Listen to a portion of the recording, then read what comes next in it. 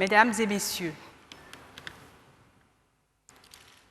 nombreuses marques de sévices corporels sur le visage, les membres thoraciques, le dos, aux fesses et aux chevilles, abdomen très douloureux avec cri de l'ombilic, enfant conscient, mais dans un état général altéré avec pâleur des muqueuses.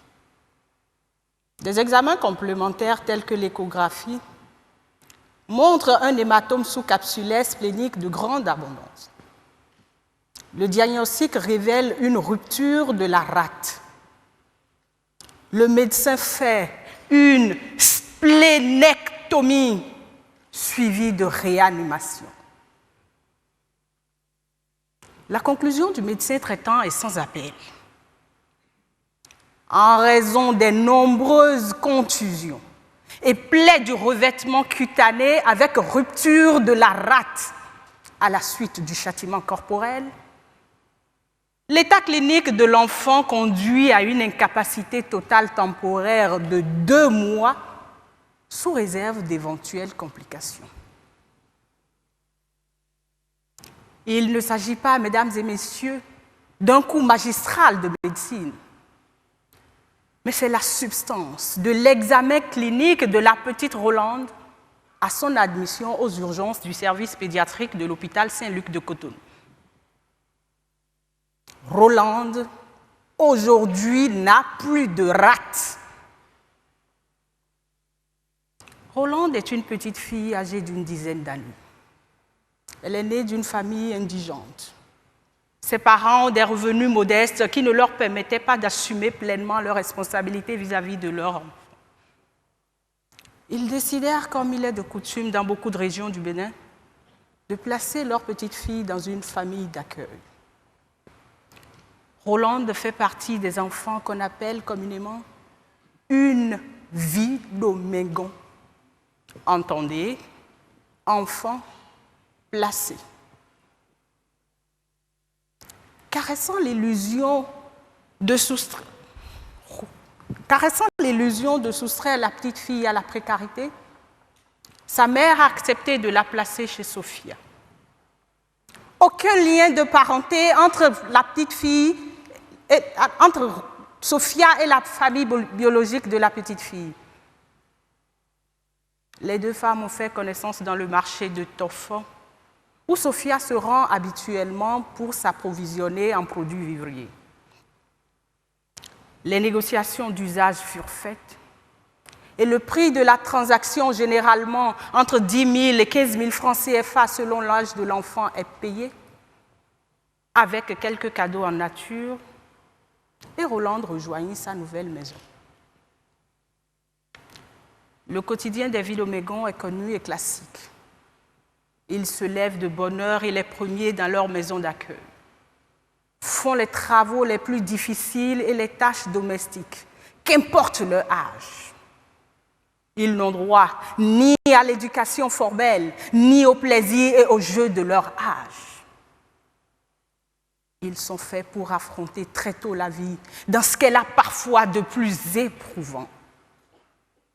La plupart ne mangent pas à leur faim. Et quand ils ont droit à un repas, c'est généralement les restes de la veille, ou au mieux, ce qui reste quand les maîtres de maison et leurs enfants se sont servis à satiété.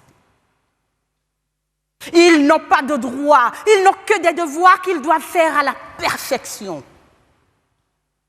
Ils sont sans modération, roués de coups de fouet à la moindre bêtise, et ensuite privés de longues heures de la journée de tout aliment. Les Vidomégons moins chanceux sont convoyés par camionnette ou par bateau dans les pays limitrophes, certains pour travailler dans les mines et les carrières, d'autres pour les travaux domestiques. Le salaire que ces enfants gagnent à la tâche est très souvent reversé aux trafiquants et destiné à être remis aux parents. Ce sont les esclaves des temps modernes.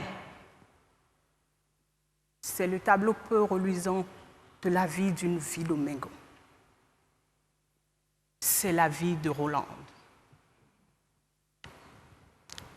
La famille d'accueil de Rolande vit en location et partage avec les voisins une cour commune.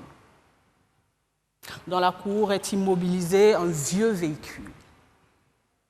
Un matin du mois de septembre 2011, après le départ de Sophia et croyant le voisin également parti, Rolande se dirigea vers le véhicule, ouvrit discrètement la malle arrière, y déroba quelques vieilles clés mécaniques qu'elle enfouit dans un petit sac, referma la malle et se dirigeait vers le portail. Le voisin qui l'observait de sa fenêtre sortit à sa rencontre. Confuse et toute tremblante, l'enfant reconnut son forfait à l'interpellation et rendit les clés qu'elle devait livrer à 200 francs CFA à un receleur dans le quartier. Le voisin lui fit quelques admonestations et joignit Sophia par téléphone pour l'en aviser.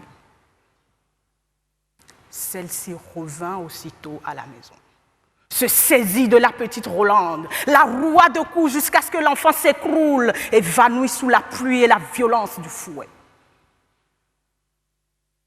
C'est alors qu'elle a été transportée en urgence à l'hôpital, où le médecin a procédé à l'ablation de la rate pour lui sauver la vie.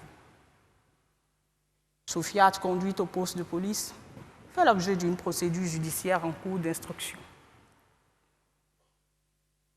Mesdames et messieurs, à l'interpellation sur ses motivations, Sophia évoqua le prétexte de l'éducation. Mais quel résultat positif peut-on espérer si la méthode de correction en vue de l'éducation de l'enfant n'est empreinte d'aucune pédagogie? Quelle société voulons-nous construire pour demain lorsque notre langage est violence, notre geste brutal et notre expression incendiaire? Comme Rolande, de milliers d'enfants béninois sont victimes de la maltraitance. Ils n'ont pas de droits. Du moins, on refuse d'admettre qu'ils ont des droits. Ils travaillent plus que la force de leur âge ne leur permet et ne gagnent même pas un salaire décent. Ils subissent dans la résignation le poids de la vie, sous le regard indifférent et complice de l'État. Derrière une apparence trompeuse d'état de droit, le Bénin a la triste réputation d'être une plateforme pour le trafic des enfants, avec son corollaire, la maltraitance des enfants. Le sort qui y est réservé à ces enfants n'y émeut pas véritablement grand monde. Certains vous diront volontiers qu'ils ont été vilobégons et que cela n'a pas pour autant entravé leur avenir. Ils vous citeront l'exemple de nombreux cadres béninois qui ont connu cette réalité et qui sont aujourd'hui des gens bien. Puis ils s'empresseront de pointer d'un doigt accusateur le geste de l'enfant. Et pourtant, l'enfant n'est qu'un être en devenir dont le discernement est immature. Il apprend à devenir un être sociable. Et s'il trébuche quelquefois dans ce processus, il est pardonnable. Et nous avons l'obligation de lui tendre une main secourable. La cause que je plaide devant vous, mesdames et messieurs, n'est pas celle de l'enfance délinquante, mais c'est celle rendue possible par le fait que certains enfants font l'objet de transactions, comme de vulgaires objets dans le commerce. Parce que Sophia, pour avoir payé le prix, n'avait aucune affection pour Rolande, qui n'était que sa chose. C'est cela que je dénonce, ce que je qualifie de complot contre l'enfance indigente, en raison de l'avilissement de l'humain qui est en nous.